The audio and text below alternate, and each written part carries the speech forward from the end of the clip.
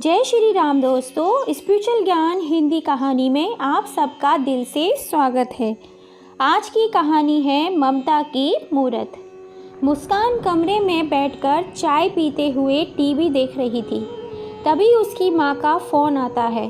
मुस्कान बिटिया, अपनी सास से होशियार रहना। बड़ी सीधी बनती है लेकिन सीधी है नहीं। अपना सीधापन दिखाकर ही उन्होंने दामाद जी को अपने जाल में फंसा रखा है। मेरी बिटिया, मुझे तो डर है कहीं तुम सारी उम्र इन लोगों की सेवा ही करती ना रह जाओ। किसी तरह दामाद जी से कहकर अपना एक अलग घर ले लो और दोनों वहीं शिफ्ट हो जाओ। मुस्कान की माँ अपनी बेटी को फ़ोन पर अनमोल ज्ञान दे रही थी। तो मुस्कान बोली, माँ आप चिंता मत कीजिए, आपके दामाद जी मेरी सारी बात मानते हैं। धीरे धीरे मैं पूरी तरह उन्हें अपने बस में कर लूँगी। बस कुछ दिनों की ही बात है, फिर आप देखना उन्हें लेकर आपकी बेटी जल्दी ही अलग घर में चली जाएगी। मुस्कान ने अपनी माँ को भरोसा दिलाया और दोनों माँ बेटी खिलखिलाकर हंस पड़ी। तभी बाहर से आवाज़ आई, अरे बहू, 2 दिनों से तुम्हारे धुले हुए कपड़े बाथरूम में गीले ही पड़े हैं। उन्हें छत पर सूखने डाल दो, नहीं तो खराब हो जाएंगे। बाथरूम में कपड़े टंगे टंगे बाथरूम में सीलन की स्मेल आ रही है। कपड़े भी हल्के से बदबू दे रहे हैं। जाकर सुखा दो वरना फिर से दोबारा धोने पड़ेंगे। गंगा जी ने आंगन में झाड़ू लगाते हुए अपनी बहू से कहा, अच्छा माँ जी, सुखा दूंगी। आप तो दिन भर मेरे पीछे ही पड़ी रहती हो। मुस्कान ने अपने कमरे से तेज आवाज़ में जवाब दिया। बहू, इसमें चिल्लाने की क्या बात है? क्यों ना चिल्लाऊं? कपड़े मेरे पड़े हुए हैं बाथरूम में, उनके लिए आपके सिर में क्यों दर्द हो रहा है? अगर कपड़े खराब भी हो जाएंगे तो मैं आपसे नहीं मांगूंगी। आप अपने काम से काम रखा करो। मेरी चीज़ों से कोई भी लेना देना नहीं आपका। जब देखो मुंह उठाकर चली आती हो और किसी न किसी बात पे चिल्लाती रहती हो। बस मैं ही फालतू दिखती हूँ आपको। मुस्कान तेज कदमों से चलती हुई बाहर निकली और गुस्से में एक के बाद एक कपड़ा बाल्टी में पटकने लगी। अब तो इस घर में रहना ही मुश्किल हो गया है। थोड़ी देर बिस्तर पे लेट क्या गई, यहाँ तो तूफान ही खड़ा हो गया। अब सब लोग तो यही चाहते हो कि मैं नौकरानी बनकर पूरे घर का काम करती रहूं। दिन भर बस आप लोगों की सेवा ही करती रहूं। जैसे बहू इंसान नहीं, कोई रोबोट हो। जब आप लोगों ने चाबी भरी और चल पड़ी, अरे मुझे भी 2 पल की सांस लेने दिया करो। बहू इस घर की कोई नौकरानी नहीं। अभी 2 साल पहले की ही बात है। गंगा जी अपने बेटे राजेश का विवाह मुस्कान से किया था। बहुत सारी लड़की देखने के बाद उन्होंने एमकॉम तक पढ़ी लिखी खूबसूरत दिखने वाली मुस्कान को अपने बेटे राजेश के लिए चुना था। गंगा जी तो मुस्कान को देखते ही उस पर मोहित हो गई थी। उधर मुस्कान अपने घर की लाडली बेटी थी, खास तौर पर अपनी माँ की। उसके घर में उसकी माँ का ही राज था, इसीलिए उसकी माँ उसे हमेशा अलग रहने के लिए भड़काती रहती थी। उन्होंने उसके मन में यह बात बिठा दी थी कि अगर संयुक्त परिवार में रहोगी तो नौकरानी बनकर ही रह जाओगी और मन मारकर जीना पड़ेगा। वैसे तो मुस्कान के ससुराल में किसी चीज़ की कमी नहीं थी, परंतु फिर भी उसके मायके के मुकाबले उनकी स्थिति थोड़ी कमज़ोर थी। उसके ससुर मणि प्रसाद जी प्राइवेट बैंक में जॉब करते थे। उनकी तनख्वाह कुछ ज़्यादा नहीं थी, परंतु गंगा जी ने कम तनख्वाह में भी अपने घर को बड़े ही ढंग से व्यवस्थित करके चलाया था। साथ ही अपने इकलौते बेटे राजेश को भी अच्छी शिक्षा देकर उसके पैरों पर खड़ा कर दिया और इस काबिल बनाया कि आज वह एक बहुत बड़ी मल्टीनेशनल कंपनी में मैनेजर की पद पर है। उसकी कंपनी की शाखाएं देश विदेश तक फैली हुई हैं और मैनेजर होने के नाते राजेश को अक्सर अलग अलग शाखाओं का दौरा करने के लिए जाना पड़ता था। राजेश को इस बात का पूरी तरह एहसास था कि उसके माँ बाप ने कितनी कठिनाई से और कितना संघर्ष करते हुए उसके पैरों पर उसको खड़ा किया है। इसीलिए अपने माता पिता से उसे बहुत ज़्यादा लगाव था। इसीलिए अपने तनख्वाह में से कुछ हिस्सा अपनी पत्नी मुस्कान को देकर वह बाकी की तनख्वाह अपनी माँ के हाथों में रखता था। कुछ महीने तो मुस्कान यह सब देखकर चुप रही, लेकिन धीरे धीरे उसकी माँ ने उसके ससुराल में दखल देना शुरू कर दिया। हर रोज़ फ़ोन पर बात करते हुए उसकी माँ पूरे घर का हाल चाल सुनती थी और मुस्कान भी दिन भर होने वाली सभी घटनाओं का पूरा ब्यौरा अपनी माँ को देती थी। अपने पति की तनख्वाह के विषय में जब उसने अपनी माँ को बताया तो उसकी माँ ने उसे साफ साफ कह दिया कि उसके पति की तनख्वाह पर केवल उसी का हक है और बेटी को उसका हक दिलाने के लिए माँ ने उसे गुरु मंत्र भी दे दिया। बस फिर क्या था, अगले ही दिन मुस्कान ने घर में हंगामा खड़ा कर दिया कि यह तो उसका पति अपनी पूरी तनख्वाह उसे देगा, नहीं तो वह ससुराल छोड़कर अपने मायके चली जाएगी। उसकी बात सुनकर राजेश सदमे में आ गया, लेकिन गंगा जी और मणिप्रसाद जी घर में कोई कलेश या झगड़ा नहीं चाहते थे, ना ही वह अपने बेटे का घर तोड़ना चाहते थे। इसलिए उन्होंने उसकी बात को चुपचाप स्वीकार कर लिया। लेकिन उसके बाद भी मुस्कान की हिम्मत बढ़ती चली गई। एक बार जो उसका मुंह खुला तो उसने अपनी जवान सास की हर बात का उल्टा जवाब देना शुरू कर दिया। अब तो आए दिन घर में झगड़ा होने लगा और शांति का नामो निशान तक नहीं रह गया था। घर के झगड़ों से परेशान आकर गंगा जी शाम को कुछ देर के लिए अपनी सहेलियों के साथ मंदिर जाया करती थी और मणिप्रसाद जी, जो घर में हमेशा शांति चाहते थे, अपनी पत्नी को समझाया करते थे कि बहू के मुंह लगाना उचित नहीं है। वे स्वयं भी इसी कारण से ऑफिस से लेट आने लगे। इधर राजेश तो दोनों तरफ से फंस चुका था।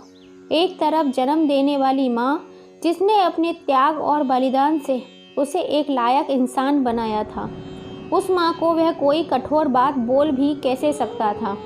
और दूसरी तरफ पत्नी मुस्कान, जिसके साथ उसने 7 फेरे लिए थे, लेकिन मुस्कान आए दिन कोई ना कोई हंगामा खड़ा कर देती और दिन रात बस एक ही रट लगाए रखी थी कि वह इस घर में नहीं रहेगी। उसे या तो उसके मायके पहुंचा दिया जाए या फिर वे दोनों दूसरा मकान किराए पर लेके रहेंगे। आज शाम को जब राजेश ऑफिस से आया तो सीधे अपने कमरे में गया। कमरे में मुस्कान राजेश के कान भरने के लिए पूरी तरह तैयारी के साथ बैठी थी। मुस्कान पूरे गुस्से में बैठी हुई थी। क्या हालत बना रखी है तुमने? इस तरह क्यों बैठी हुई हो? आज माँ से फिर से झगड़ा हुआ है क्या? और नहीं तो क्या, तुम्हारी माँ ढंग से बात कहाँ करती है? मुझे मुस्कान शेरनी की तरह घुर्राने लगी और दोपहर को हुई सारी घटना उसने नमक मिर्च लगाकर अपने पति के समक्ष प्रस्तुत कर दी और फिर शराफत की मूर्ति बनकर आंखों से आंसू बहाने लगी। राजेश भी उसकी बातों में आ गया और फौरन अपना निर्णय सुना लिया कि कल ही वे लोग इस घर को छोड़कर चले जाएंगे। यह बात सुनते ही मुस्कान की उदासी और आंखों के आंसू एकदम गायब हो गए। अगले दिन सुबह जल्दी उठकर राजेश घर से निकल गया और मुस्कान अपनी माँ को फ़ोन लगाकर अपनी जीत की खुशी सुना रही थी। मुस्कान की माँ ने मुस्कान को ऐसे शाबाशी दी जैसे उसने कोई जंग जीत ली हो। दोपहर को राजेश घर आ गया और आते ही माँ से बोला, माँ, मैंने किराए पर घर देख लिया है। मैं और मुस्कान अब उस मकान में ही रहेंगे। गंगा जी को इस बात का अंदेशा पहले ही था, इसलिए उन्हें कुछ ज़्यादा हैरानी नहीं हुई। भारी दिल से वह केवल इतना ही बोली कि अपने पापा को आ जाने दो, उनसे बात करके चले जाना। नहीं माँ, अब मैं किसी का इंतज़ार नहीं कर सकता। हर दिन के झगड़े से अच्छा है अलग रहकर शांति से जीवन व्यतीत करें। ठीक है बेटा, मैं तुम्हें रोकूंगी नहीं, क्योंकि अब तुम बच्चे नहीं रहे। जैसा तुम्हें ठीक लगे और जितना सामान की तुम्हें ज़रूरत हो ले जा सकते हो। वैसे भी ये सब कुछ तुम्हारा ही तो है। इतना बोलते बोलते उनकी आवाज़ कांपने लगी और दिल का दर्द आंसुओं के ज़रिए बाहर आ गया। कुछ ही देर में राजेश जाकर एक ट्रक ले आया और साथ में कुछ मज़दूर भी। 2 घंटे में सारा सामान ट्रक में चढ़ा दिया गया और ट्रक के पीछे पीछे दोनों पति पत्नी भी अपनी कार में बैठकर चले गए। दोनों में से किसी ने भी जाते वक्त माँ और पिताजी से एक बार मिलना भी ज़रूरी नहीं समझा। इधर कमरे में बैठी हुई गंगा जी अपने दिल में दुख का सैलाब लिए कमरे की खिड़की से उन्हें जाते हुए देख रही थी। कुछ देर बाद मणि प्रसाद जी ऑफिस से घर लौटे तो घर खाली देखकर उन्हें बड़ी हैरानी हुई। गंगा, यह सारा सामान कहाँ गया और बहू भी कहीं दिखाई नहीं दे रही। राजेश ऑफिस से नहीं लौटा क्या अभी तक? गंगा, मैं तुमसे कुछ पूछ रहा हूँ। जी जी जी, क्या कहा आपने? गंगा जी अपने ख्यालों से बाहर आईं। यह सब क्या है गंगा? मणि प्रसाद जी द्वारा यह प्रश्न पूछे जाने पर गंगा जी उनसे गले लगकर फूट फूट कर रोने लगी।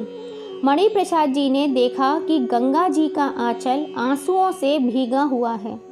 उनकी अनुभवी आंखों ने सारा मामला तुरंत समझ लिया। उन्हें दुख तो बहुत हुआ, पर हर दिन के झगड़े से अच्छा है कि दोनों जगह शांति तो रहेगी। यह कहकर उन्होंने खुद को और अपनी पत्नी को दिलासा दिया। लेकिन उस रात दोनों पति पत्नी ने खाना भी नहीं खाया। दिन बीतने लगे। राजेश और मुस्कान को गए करीब 1 वर्ष हो चुका था। ठीक दिवाली के 5 दिन बाद ही दोनों ने घर छोड़ दिया था। दिवाली का त्यौहार आया तो घर में धूमधाम से दिवाली मनाई जा रही थी। दीप जलाए जा रहे थे, लेकिन गंगा जी और मणि प्रसाद जी के दिल में कोई उत्साह उमंग नहीं था। वे दोनों उदास बैठे हुए केवल अतीत की यादों में खोए हुए थे। केवल रीति रिवाज निभाने के लिए गंगा जी ने शाम को एक दीपक जलाकर रख दिया आंगन में। दीपावली अगले दिन जब गंगा जी शाम को मंदिर जाने के लिए निकली तो उनके पास एक अनजान औरत का फ़ोन आया। पहले तो उस अनजान औरत ने गंगा जी को नमस्कार किया, फिर बताया कि वह जल्दी ही दादी बनने वाली हैं। गंगा जी ये सब सुनकर हैरान थी और उनसे पूछने लगी कि वह कौन है और उन्हें कैसे जानती हैं। उन्होंने बताया कि मुस्कान और राजेश उनके मकान में ही रहते हैं। आज मुस्कान की तबीयत अचानक खराब हो गई तो वे उसे अपनी कार में बिठाकर अस्पताल लेकर आई हैं, क्योंकि राजेश कंपनी के काम से कुछ दिनों के लिए देश से बाहर गया हुआ है और मुस्कान की डिलीवरी होने वाली है। गंगा जी ने उनसे पूछा कि वह किस अस्पताल में गए हैं तो बताया कि वह निपुर अस्पताल में हैं। अस्पताल का पता भी उन्होंने उनके व्हाट्सएप नंबर पर भेज दिया था। गंगा जी जल्दी से जल्दी अस्पताल जाने की तैयारी करने लगी। एक थैले में उन्होंने कुछ आवश्यक सामान रख लिया। अलमारी में जो पैसा रखा था उसे भी ले लिया और घर को ताला लगाकर ऑटो में नुपुर अस्पताल चली गई। वहां जाकर जब उन्होंने मुस्कान की तबीयत के बारे में स्टाफ से बात की तो पता चला कि बच्चा प्रीमेच्योर है, इसीलिए ऑपरेशन करना होगा। जब गंगा जी की नर्स से बात कर रही थी तब मुस्कान के मकान मालिक भी वहीं खड़े थे। वह समझ गए कि यह स्त्री मुस्कान की सासू माँ है। उन्होंने हाथ जोड़कर गंगा जी को अभिनंदन किया। तभी ऑपरेशन थिएटर में से एक नर्स ने आकर आवाज़ लगाई, मुस्कान के साथ कौन है? डॉक्टर एक फॉर्म पर साइन करवाने और ऑपरेशन की फ़ीस जमा करने के लिए बुला रहे हैं। गंगा जी उस नर्स के साथ डॉक्टर के कक्ष में चली गईं। उन्होंने अपना परिचय दिया और बताया कि वह ऑपरेशन की फ़ीस जमा कराने आई हैं। पहले तो डॉक्टर ने उनसे एक फॉर्म पे साइन करवाए, फिर ऑपरेशन के लिए 30,000 रुपये जमा कराने को कहा। लेकिन गंगा जी के पास अभी इतने पैसे नहीं थे। वह बोली, डॉक्टर साहिबा, अभी तो आप 10,000 रुपये जमा कर लीजिए, बाकी के पैसे मैं अपने पति से फ़ोन करके मंगा लेती हूँ। तब तक आप ऑपरेशन करें। माँ और बच्चा बिल्कुल स्वस्थ होने चाहिए। चिंता करने की बिल्कुल आवश्यकता नहीं है, सब ठीक होगा। आप यह पैसा रिसेप्शन पर जमा करवा दें। और वहीं से पैसों की रसीद भी ले लीजिएगा। डॉक्टर ने से मिलकर गंगा जी ने पैसे जमा करवा दिए और वहीं से मणि प्रसाद जी को फ़ोन किया और सारी बात बता दी। गंगा जी ने मुस्कान की माँ को भी फ़ोन लगाकर सारी जानकारी दे दी। कुछ ही समय में मणि प्रसाद जी बाकी की रकम लेकर पहुँच गए और ऑपरेशन थिएटर के बाहर एक बेंच पर गंगा जी के साथ बैठकर इंतज़ार करने लगे। कुछ ही देर बाद एक नर्स गंगा जी के पास आकर पूछने लगी, मुस्कान के साथ कौन आया है? गंगा जी ने कहा, मैं हूँ मुस्कान के साथ में। मुबारक हो, बेटा हुआ है, नर्स ने कहा और बताया कि बच्चा और उसकी माँ दोनों स्वस्थ हैं। उसी समय एक दूसरी नर्स बच्चे को बाहर लेकर आई और गंगा जी को दिखाया। दादा दादी ने बड़े प्यार से अपने पोते को देखा, फिर उसका माथा चूमा। गंगा जी ने अपने पति को कुछ इशारा किया तो मणि प्रसाद जी ने 500 का नोट निकालकर नर्स को देते हुए कहा, यह हमारी तरफ से आप सभी लोगों की मिठाई के लिए। कुछ ही देर में मुस्कान को भी स्ट्रेचर पर लिटाकर कमरे में शिफ्ट कर दिया गया। उस समय वह बेहोश थी। पास में ही रखे पालने में बच्चे को लिटा दिया गया। गंगा जी वहीं एक बेंच पर बैठकर कभी अपनी बहू को देखती तो कभी अपने पोते को। मणि प्रसाद जी को घर भेज दिया। करीब 1 घंटे बाद जब मुस्कान को होश आया तो उसने आंखें खोली और देखा। उसे हैरानी हुई कि उसकी सासू माँ उसके पास बैठी हुई थी और उसका बच्चा उनकी गोद में था। मुबारक हो बहुरिया, बेटा हुआ है, बिल्कुल अपने पापा की तरह दिखता है, गंगा जी ने मुस्कुराते हुए कहा और मुस्कान के सिर पर हाथ रखकर उसे ढेरों आशीर्वाद दिए। मुस्कान को बहुत अच्छा लगा। तभी उसके मकान मालिक भी वहां आ गए और गंगा जी उन्हें कुछ देर के लिए और माँ और बच्चे का ध्यान रखने के लिए कहकर बाहर सामान लेने चली गई।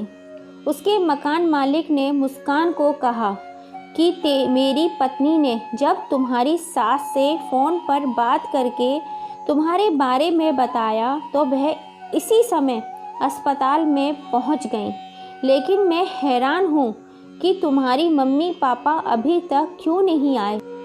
यह सुनकर मुस्कान सोच में पड़ गई।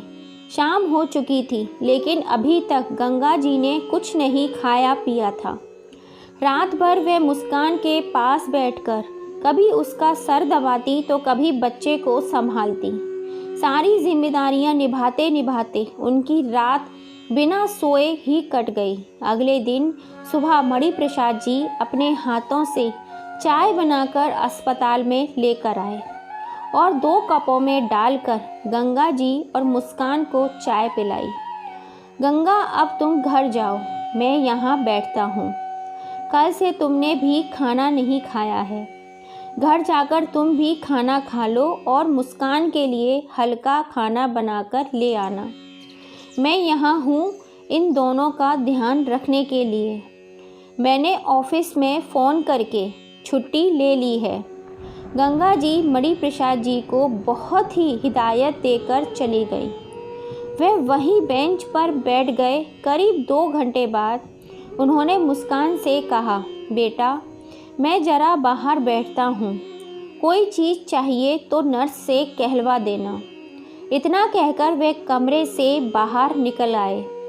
मुस्कान के बगल वाले बेड पर भी एक स्त्री लेटी हुई थी। उसकी देखभाल के लिए उसके साथ उसकी माँ बैठी हुई थी। जब मणि प्रसाद जी कमरे से बाहर आ गए तब उस औरत की माँ ने मुस्कान से कहा, तुम्हारी मम्मी पापा तो बहुत ही अच्छे स्वभाव के हैं, खासकर तुम्हारी मम्मी का स्वभाव तो लाजवाब है। कैसे बेचारी रात भर तुम्हारी सेवा करती रही। मुस्कान बोली, यह दोनों मेरे मम्मी पापा नहीं हैं, मेरे सास ससुर हैं। क्या? आश्चर्य से मुस्कान का मुंह देखने लगी। फिर उसने कहा, क्या कोई सास ऐसी भी होती है? कल से बिना खाए पिए तुम्हारी सेवा करने में लगी हुई है। यहाँ बैठकर उनकी नज़रें एक पल भी तुम दोनों से नहीं हटी। बेटी, तुम तो बहुत खुश नसीब हो, तुम्हें ऐसे ससुराल वाले मिले। कमरे में बैठे सभी लोग अब तक यही सोच रहे थे कि वह तुम्हारे मम्मी पापा हैं। कोई सास अपनी बहू के लिए इतना सब कुछ कर सकती है, यह तो मैंने पहली बार देखा है। अगर हर सास तुम्हारी सास जैसी हो जाए तो कोई बहू जलकर नहीं मरेगी, कोई बहू जहर खाकर नदी में डूबकर अपनी जान नहीं देगी। बेटी, मैं तो तुम्हें इतना ही कहूँगी कि कभी अपनी सास को कोई तकलीफ़ मत देना, कभी उनसे कठोर बातें मत कहना, और अगर सच्चे मन से उनके बुढ़ापे में सेवा करोगी तो उनकी आत्मा तुम्हें आशीर्वाद देती रहेगी। उस औरत की बातें सुनकर मुस्कान सोचने लगी, ठीक ही तो कह रही हैं आंटी जी। मेरी माँ भी एक औरत है और सास भी, लेकिन दोनों में कितना फ़र्क है। मेरी माँ केवल शासन करना सिखाती है और दूसरी तरफ मेरी सासू माँ नम्रता पूर्वक अपना कर्तव्य निभाना जानती हैं। अतीत में हुए अपमान को भूलकर तकलीफ़ झेलते हुए भी अपने बेटे के घर को संभालने लगी हैं। कितनी गंभीरता और सहजता से सासू माँ अपना फ़र्ज निभाती जा रही हैं। बेटा, चाय पी लो। मणिप्रसाद जी की आवाज़ से मधु का ध्यान भंग हो गया। उसने बड़े ध्यान से अपने ससुर जी की ओर देखा और सोचने लगी कि इस इंसान ने आज तक मुझे बेटा शब्द के अलावा किसी और नाम से संबोधित नहीं किया, ना ही आज तक कोई कठोर शब्द बोला। इन लोगों के साथ गलत व्यवहार करके मैंने खुद अपने पैरों पर कुल्हाड़ी मारी है। आज तो मुझे खुद पर ही शर्म आ रही है। सोते सोते उसे अपने ससुर जी की आवाज़ सुनाई दी। देखा तो वह पास वाली आंटी को कह रहे थे, बहन जी, आपको एक कष्ट दे रहा हूँ, आप मेरी बहू को सहारा देकर उठाने में मदद करें ताकि वह चाय पी ले। वह औरत उठी और मुस्कान की मदद करने लगी। कुछ ही देर में गंगा जी मुस्कान के लिए दलिया और बच्चे के लिए कुछ साफ सुथरे कपड़े लेकर आ गईं। मुस्कान को आराम से बैठाकर चम्मच के साथ उन्होंने अपने हाथ से दलिया खिलाने लगी। आज मुस्कान को यह दलिया किसी 56 भोग से कम नहीं लग रहा था। शाम के समय मुस्कान के मम्मी पापा भी उससे मिलने आ गए। अंदर आते ही उन्होंने देखा कि गंगा जी मुस्कान के बालों में तेल लगा रही थी। वह जाकर बेड के पास पड़ी बेंच पर बैठ गईं। कुछ देर बाद गंगा जी किसी काम से बाहर आ गई। मुस्कान ने देखा कि उसकी माँ और पिताजी का चेहरा मुरझाया हुआ था। उनके चेहरे से खुशी दूर दूर तक गायब थी।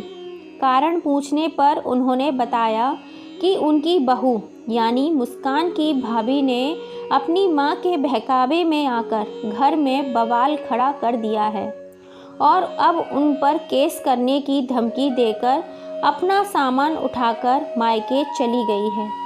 मुस्कान यह सब सुनकर हैरान रह गई। वह कहने लगी, माँ, यह तो आपके साथ होना ही था। ऊपर वाले की लाठी में आवाज़ नहीं होती। अच्छे लोगों को सताने की सज़ा तो आपको मिलनी ही थी। कुछ ही देर में गंगा जी आ गईं और एक थैली में कुछ सामान रखकर गंगा जी ने कहा, मुस्कान, जितना मुझसे बन सका मैंने कर दिया। अब तुम्हारे मम्मी पापा आ गए हैं। अब मैं घर चलती हूँ। आज तक की दवाइयों का और अस्पताल का बिल का भुगतान मैंने कर दिया है। सारी रसीद तुम्हारे तकिए के नीचे रखी है। राजेश आ जाए तो उसे मेरी तरफ से बधाई दे देना। इतना कहकर चलने के लिए जैसे ही मुड़ी, अचानक उन्हें लगा कि उनका आंचल कहीं फंस गया है। उन्होंने पीछे मुड़कर देखा तो मुस्कान ने उनका आंचल कसकर पकड़ा हुआ था और आंसू भरी आंखों से उनकी ओर देखे जा रही थी। माँ, क्या अपनी इस नादान बेटी को माफ़ नहीं करोगी? मुस्कान ने कहा तो गंगा जी ने झट से उसे अपने गले से लगा लिया और उसके माथे को सहलाते हुए बोली, अरे, कभी माँ भी अपनी बेटी से नाराज़ होती है? हजारों में से चुनकर तुझे अपने घर की बहू बनाकर लाई थी। तुम मेरी बहू नहीं बेटी हो और मैंने तुम्हें हमेशा से अपनी बेटी ही समझा है। यह सुनकर मुस्कान रोने लगी। बस बेटा बस, तुम्हारा शरीर अभी कमज़ोर है, टाँकें खुलने का डर है। यह कहते हुए उन्होंने अपने आंचल से उसके आंसू पोंछे। अगले दिन राजेश अपने दौरे से वापस आ गया और तुरंत अपना सारा सामान घर पर रखकर सीधे अस्पताल चला आया। माँ को मुस्कान के पास देखकर उसे आत्मग्लानि हुई, लेकिन जब उसने मुस्कान और अपनी माँ को एक साथ मुस्कुराते हुए देखा तो झट से अपनी माँ के पास दौड़कर उनके चरण छूकर प्रणाम किया और अपने बर्ताव के लिए उनसे माफ़ी मांगी। उसके बाद अपने नन्हे से बच्चे को गोद में लिया। मुस्कान ने राजेश को स्पष्ट कह दिया कि वह अब किराए के मकान में जाकर नहीं रहेगी, वह माँ के साथ अपने घर में रहेगी। कुछ दिन बाद अस्पताल से छुट्टी मिलने पर वे सभी लोग मुस्कुराते चेहरे लिए अपने घर वापस आ गए। मुस्कान पर काम करने का अभी प्रतिबंध था तो शाम के समय गंगा जी ने मुस्कान के पास आकर कहा, बेटा, मैं ज़रा बाज़ार जा रही हूँ। बाज़ार बाहर से ताला लगा देती हूँ ताकि तुम्हें बार बार उठना ना पड़े। और वह चली गई। जब मुस्कान सोकर उठी तो देखा कमरे की लाइट चल रही थी। वह धीरे से कमरे के बाहर निकली तो देखा आंगन में रंगोली बनी हुई थी और वहाँ पर बहुत से दीपक रखे हुए थे जिन्हें माँ बैठकर जला रही थी। माँ, दिवाली तो कब की चली गई, फिर आज आप यह सब क्यों? मुस्कान ने पूछा तो गंगा जी ने मुस्कुराते हुए कहा, मेरे बच्चे मेरे घर 1 वर्ष के बाद आए हैं। मेरे लिए तो दिवाली आज ही है। दिवाली तो अभी ही मनाऊंगी। जाओ, तुम अच्छी सी साड़ी पहन लो और मुन्ना को भी सुंदर से कपड़े पहना दो, फिर हम सब मिलकर दीपक जलाएंगे। मुस्कान का हृदय गदगद हो गया। घर के दरवाजे पर खड़ा राजेश यह सब देखकर निहाल हो रहा था। तैयार होकर दोनों ने परात में दीपक जलाए और झुककर अपनी माँ और पिताजी के पैर छूकर उन्हें प्रणाम किया। आंगन में रखी परात में जो दीपक जल रहे थे, आज उनकी लौ गंगा जी को बहुत सुंदर लग रही थी। वे बिना पलक झपकाए उन जलते दियों को देखती ही जा रही थी। वे जलते हुए दीपक उन्हें ऐसे लग रहे थे मानो उनसे उनका जीवन ही जगमगा गया हो। दोस्तों, आपको ये कहानी कैसी लगी? गंगा जी ने अपनी बहू को माफ़ करके फिर से गले से लगा लिया, तो क्या गंगा जी ने सही किया या गलत? अपनी राय हमें कमेंट करके ज़रूर बताना। फिर मिलेंगे ऐसी ही किसी कहानी के संग। जय श्री राम दोस्तों। फिर से आप सभी का दिल से धन्यवाद।